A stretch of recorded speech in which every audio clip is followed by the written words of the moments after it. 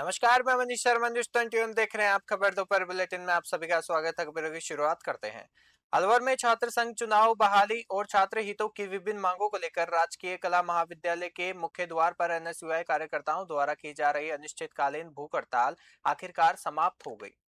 पूर्व केंद्रीय मंत्री जितेंद्र सिंह और विधानसभा में नेता प्रतिपक्ष टीकाराम जूली के हस्तक्षेप के बाद कांग्रेस नेताओं ने जूस पिलाकर छात्र नेताओं का अनशन तोड़वाया।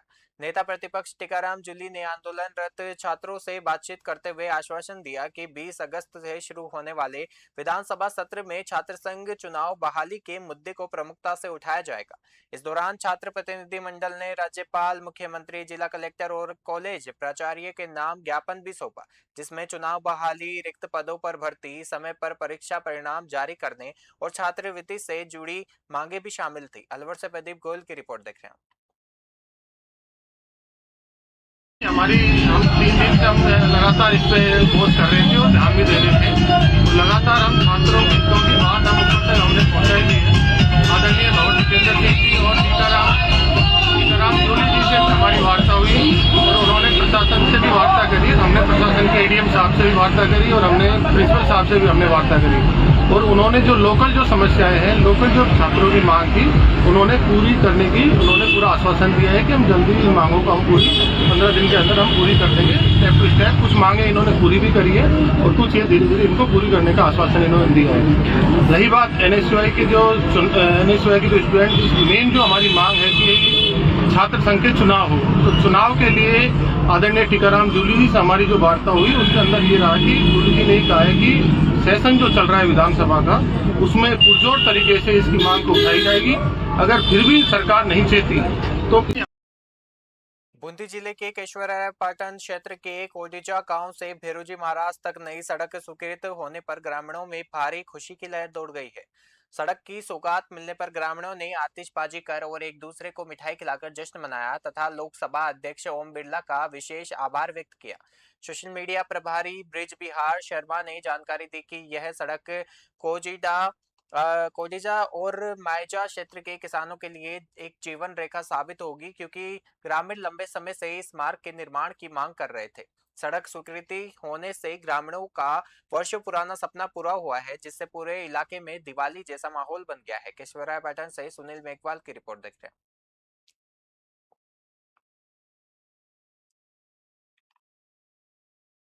श्रीगंगानगर के कुंज विहार स्थित राजकीय संप्रेषण एवं किशोर गृह में एक दिल दहला देने वाली घटना सामने आई है, जहां बाल कैदियों ने मिलकर सुरक्षा गार्ड पर ताबड़तोड़ हमला कर दिया।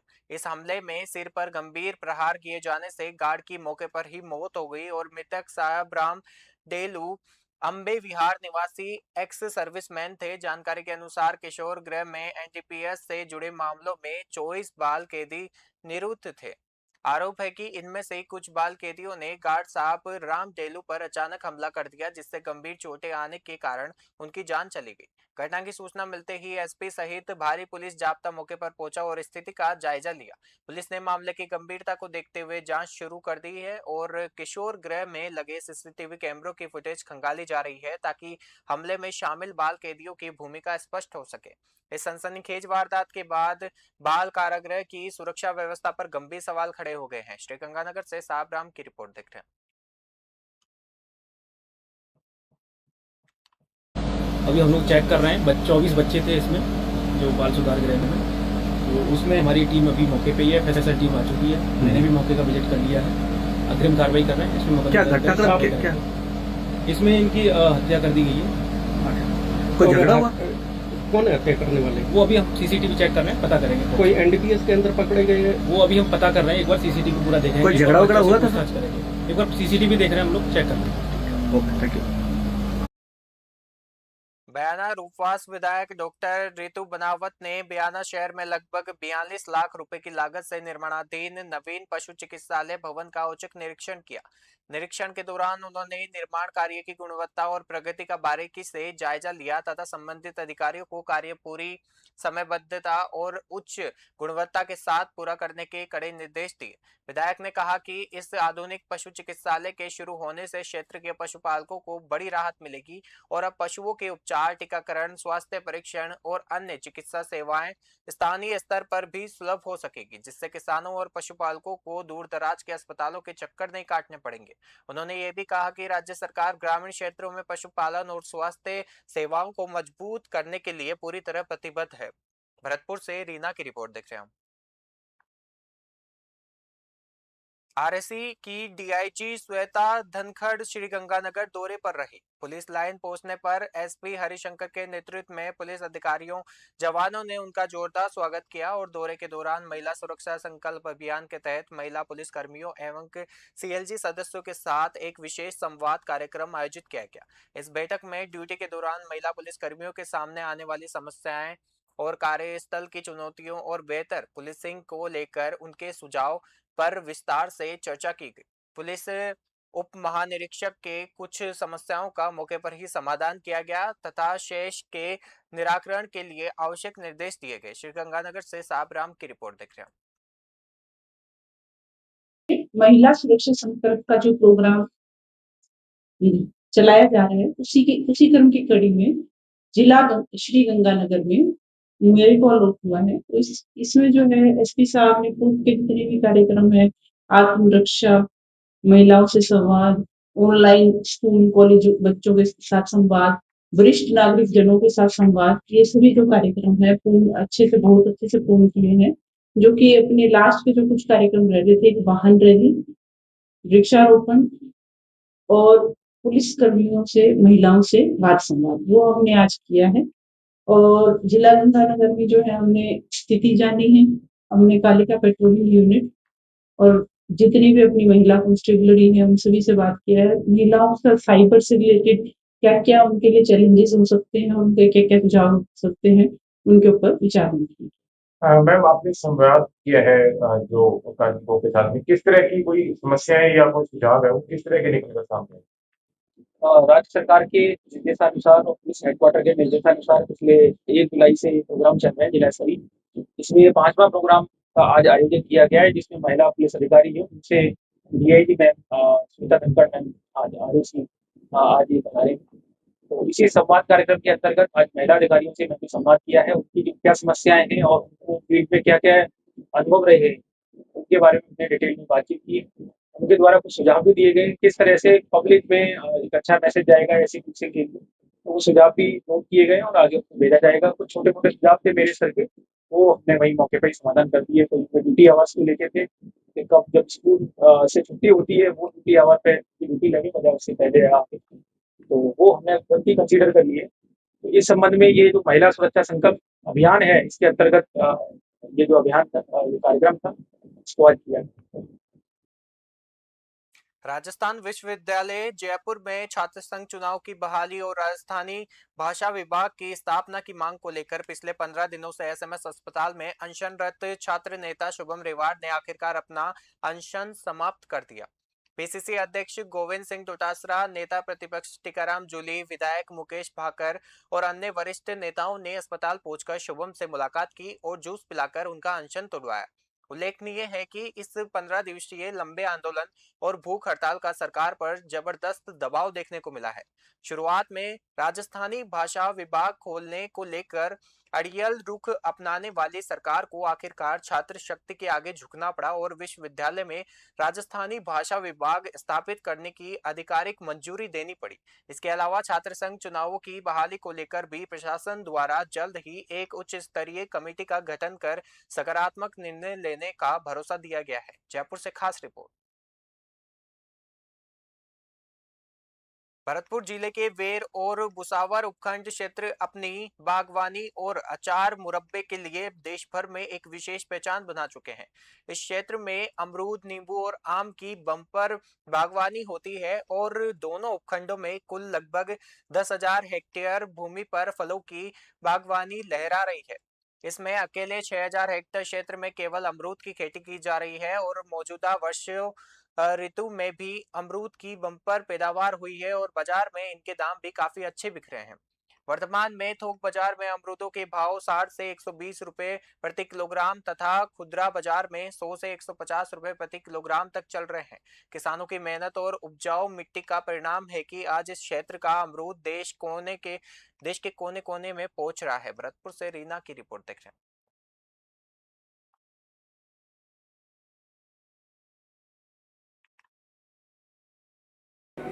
भरतपुर में हमने जो विकास किया है उस एग्रीकल्चर को पूरे क्लस्टर से बांटा है और हमने एक सोचा कि क्यों नहीं एक अमरूद का क्लस्टर बनाया जाए, क्योंकि वो रेतीली ज़मीन थी और वहाँ पर हमने एक अमरूद का क्लस्टर बनाया और बहुत एक्जोटिक प्लांट हम लखनऊ से लेके आए और आज मैं इसको लंबा नहीं बढ़ा के मैं ये कहना चाहता हूँ आज करीब 650 हेक्टेयर में भरतपुर में अमरूद पैदा होता है। और अभी जो सवाई माधोपुर में अमरूद महोत्सव हुआ था उस अमरूद महोत्सव में भरतपुर का जो अमरूद है वो नंबर 1 आया था, नंबर 2 सवाई माधोपुर का आया था और जो नंबर 1 हमेशा से रहता आया है इलाहाबाद का, उसी से नंबर पे आया था। और फिर हमने उसमें ये भरतपुर में हमने जो विकास किया है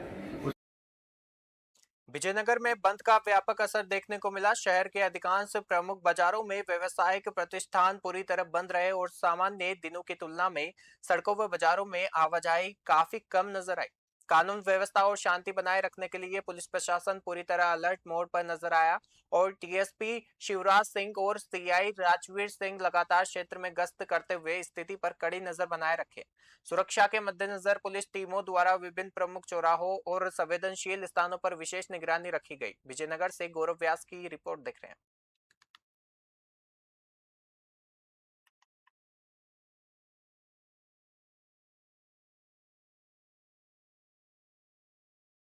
टोंक जिले के उनियारा से बड़ी खबर सामने आई है, जहां नगरपालिका द्वारा करीब 54 लाख रुपए की लागत से बस स्टैंड पर बनवाया गया और आश्रय स्थल पिछले 2 वर्षों से पूरी तरह बंद पड़ा है। ठेकेदार का गंभीर आरोप है कि लगभग 15 लाख रुपए का अंतिम भुगतान नहीं मिलने के कारण उसने भवन पर ताला लगा रखा है, जिसके चलते आमजन और जरूरतमंद यात्रियों को सरकार की इस महत्वपूर्ण जन सुविधा का कोई लाभ नहीं मिल पा रहा। उनियारा से राजेश सैन की रिपोर्ट देख रहे हैं।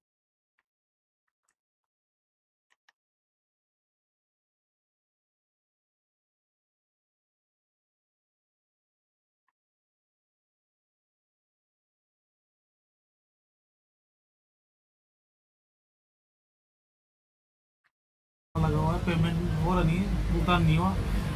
कितना लागत से बनाया आपने? 54 लाख रुपये, तो अभी तक कितना पेमेंट हुआ आपका? 10-12 लाख रुपये का भुगतान बाकी 10-12 लाख का बाकी। कितना महीना हुआ? इस कितने साल हो गए बनाया आपको? एक 1.5 साल के लगभग। 1.5 साल से आपको पेमेंट नहीं मिल रहा। हाँ, क्या कहते हैं नगर पालिका वाले? कुछ नहीं, बजट नहीं है, बस एक ही बात। फिर अभी इसके ताले की चाबी कहाँ है? मेरे पास ये क्या कहते हैं नगर पालिका वालों ने नहीं मांगा कभी चाबी? कभी जिक्र ही नहीं हुआ है। वो बनवा के भूल गए। बार बनवा के बोले जाते हैं, कहते हैं देखिए बजट नहीं है, देखेंगे। आपने अपने जेब से पैसा लगा के बनाया है, आर्थिक स्थिति तो कमजोर हो गई आपकी। ठेकेदार को पैसा देना सारी बातें हैं आपके ऊपर। तो परेशान है। फिर नगर पालिका में गई तो क्या कहा? कुछ तो कहा होगा कभी? बस कुछ नहीं है, आएगा बजट आएगा जब करेंगे, कुछ पालिका मंत्री करेंगे। जो आश्रय स्थल का ठेका हुआ था उसके बाद कुछ ठेका अलग से हुआ होगा किसी का, तो क्या उन लोगों का पेमेंट हो गया है क्या? हाँ हुआ है, उसके बाद हो रहा काम हुआ है। अच्छा, बस आपका ही रोक रखा है। हाँ। श्रीगंगानगर के बाल सुधार गृह में कार्यरत गार्ड साबराम की हत्या के मामले ने अब एक बार बड़े जन आंदोलन का रूप ले लिया है। इस खतरनाक घटना के विरोध में बड़ी संख्या में लोगों ने एकजुट होकर जिला कलेक्टर के नाम ज्ञापन सौंपा है और मामले के निष्पक्ष उच्च स्तरीय जांच, दोषियों के खिलाफ कड़ी कार्रवाई तथा पीड़ित परिवार को तत्काल राहत देने की पुरजोर मांग की है। ज्ञापन में स्पष्ट रूप से उल्लेख किया गया है कि ड्यूटी के दौरान हुई गार्ड साहब राम की इस निर्मम हत्या ने न केवल सरकारी कर्मचारियों की सुरक्षा व्यवस्था पर गंभीर सवाल खड़े किए हैं, बल्कि पूरे समाज में गहरा रोष और चिंता का माहौल पैदा कर दिया है। स्थानीय लोगों और परिजनों का आरोप है कि मृतक गार्ड ने बाल सुधार गृह में व्यापक अव्यवस्थाओं और नशे से जुड़े अवैध मामलों का विरोध किया था, लेकिन संबंधित अधिकारियों द्वारा समय रहते इस पर कोई ध्यान नहीं दिया गया और न ही आवश्यक कदम उठाए गए। श्रीगंगानगर से साहब राम की रिपोर्ट दिख रहे हैं।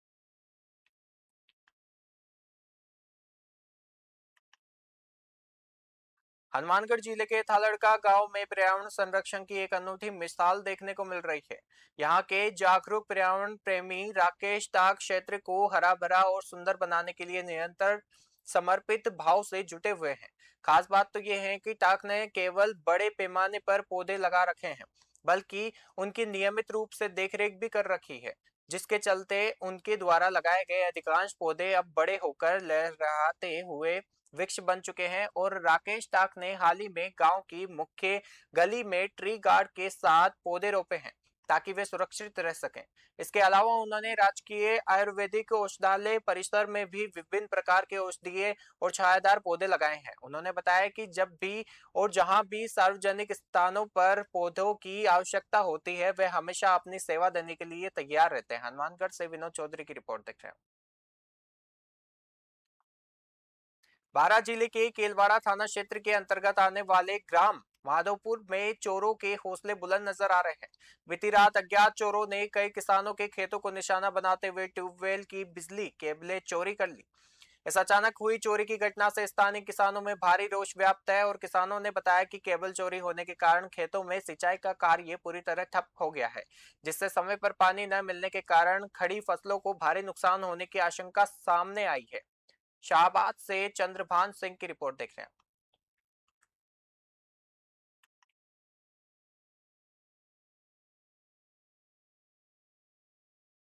रावतभाटा के अजमेर विद्युत वितरण निगम में लाइनमैनों के तबादलों को लेकर विवाद गहराता जा रहा है।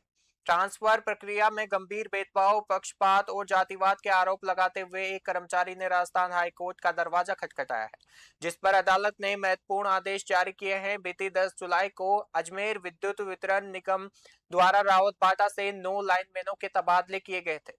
इस तबादला सूची के सामने आने के बाद कर्मचारियों पर एक जैसे नियम लागू न करने के आरोप लगने लगे। आरोप है कि कुछ खास कर्मचारियों के तबादला आदेश निरस्त कर दिए गए, जबकि एक अन्य कर्मचारी को अब तक रावतभाटा से कार्य मुक्त ही नहीं किया गया है। प्रभावित लाइनमैन महेंद्र पाल सिंह ने अपनी पीड़ा बताते हुए कहा कि उनकी उम्र करीब 57 वर्ष है। वे पूर्व में ड्यूटी के दौरान दुर्घटना का शिकार हो चुके हैं, उनकी आंख का ऑपरेशन हो चुका है तथा वे गंभीर बीमारियों जैसे ब्लड प्रेशर और शुगर से पीड़ित है। इन तमाम चिकित्सीय और मानवीय ग्राउंड्स के बावजूद उनका तबादला रावतभाटा से चित्तौड़गढ़ कर दिया गया। महेंद्र पाल का यह भी आरोप है कि सामाजिक और जातिगत प्रभाव के चलते अन्य अन्य कर्मचारियों के साथ अलग अलग और पक्षपातपूर्ण व्यवहार किया गया है।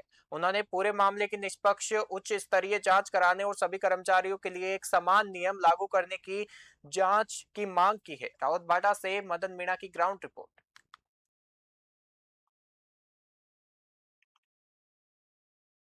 जी बाकी सर हम 8 लोगों के हुए जी उसमें से हम 8 को तो रिलीव कर दिया गया जी और एक ब्रजमोहन नागर का हमारे साथ ट्रांसफ़र हुआ, जी उसको रिलीव नहीं करा गया, जी उसका भी ट्रांसफ़र हुआ। जी और सर मेरे बीपी शुगर की मरीज हूँ मैं तो, जी और सर 57 साल मेरी उम्र है। जी बाकी मेरे को रिलीव करा गया। जी कौन से विभाग में काम करते हैं? बिजली बोर्ड सर। जी अलवर जिले में झमाझम बारिश ने एक ओर जहां लोगों को भीषण गर्मी और उमस से बड़ी राहत दी है, वहीं दूसरी ओर शहर की सड़कों पर जलभराव ने नगर निगम की पोल खोलकर रख दी है। बारिश के चलते जहां प्राकृतिक पर्यटन स्थलों पर रौनक लौट आई है, वहीं आम नागरिकों को जलभराव के कारण भारी परेशानियों का सामना करना पड़ा है। अलवर जिले में लगातार हो रही अच्छी बारिश से मौसम पूरी तरह सुहावना हो गया है। बारिश के चलते ऐतिहासिक सागर क्षेत्र स्थित प्रसिद्ध किशन कुंड पर प्राकृतिक झरना बहने लगा है, जिसका मनमोहक नजारा देखने के लिए बड़ी संख्या में लोग वहां पहुंच रहे हैं। किशन कुंड समिति के सदस्य हिमांशु शर्मा ने जानकारी दी कि पहाड़ियों से तेज बहाव के साथ पानी आने से झरने का यह दृश्य बेहद आकर्षक हो गया है। यहाँ पहुंचकर लोग बारिश के सुहावने मौसम के बीच नहाने का आनंद ले रहे हैं और सोशल मीडिया के लिए फोटो, वीडियो और रील बनाने में जुटे हुए हैं। अलवर से प्रदीप गोयल की रिपोर्ट देख रहे हैं आप।